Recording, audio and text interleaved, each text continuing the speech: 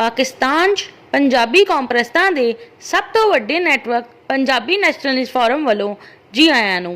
जमाते इस्लामी पाकिस्तान की तारीख च अपना एक मुनफरिद मुकाम रखती है। पाकिस्तान के क्याम तो पहले जमाते इस्लामी के बानी मौलाना मौदूदी ने सख्ती नाल नज़रिए पाकिस्तान ते पाकिस्तान के मुतालबे की मुखालफत की ते कायदे आज़म ते शदीद किस्म के जाती ते रकीक हमले किए। लेकिन कायदे आज़म की वफात के चंद हफ्ते बाद ही मौलाना मौदूदी अपने पूरे खानदान ते क्यादत दे नाल बगैर किसी झिझक के पाकिस्तानी पंजाब विच दाखिल हो गए ते पाकिस्तान के पहले वजीर आज़म हिंदुस्तानी मुहाजर नवाबजादा लियाकत अली खान की मदद नाल पाकिस्तानी रियासत ते पंजाबी मुसलमाना की रूहानी इसलाह का बेड़ा चक लिया। अपना मरकज़ लाहौर नूं बनाया जिथे अज तक जमाते इस्लामी का हैड ऑफिस है। इब्तदाई दिनों च मौलाना मौदूदी ने डट के कश्मीर विच जारी होने वाली जदोजहद आज़ादी नूं जिहाद करार देने की डट के मुखालफत की ते कायदे आज़म की भी वफात के बाद भी तनकीद के नश्तर चलाए। पंजाबी मुसलमान जो एक सूफियाना मिजाज रखते हैं, इन्हां दा मिजाज ते इकतदार विगाड़न दे लई इन्हां ने वड्डे पैमाने ते फिरका वराना ते मजहबी तासुबात पैदा करना शुरू कर दिते। मकसद सिर्फ इन्ना सी सियासी कद काट वधाना सी।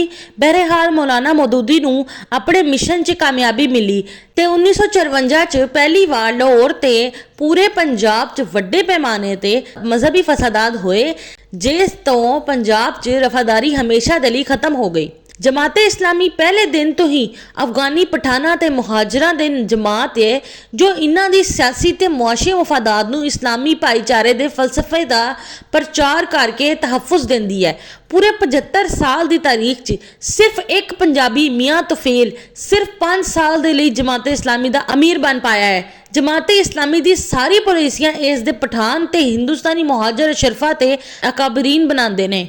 कराची च इस वक्त जमाते इस्लामी के कायद हाफिज नईम उर रहमान ने जो अपनी नस्ली तासुबात के इजहार विच अल्ताफ हुसैन तो भी अगे है। वो कराची नूं बाकी मानदा सिंध तो अलग कर देना चाहता है।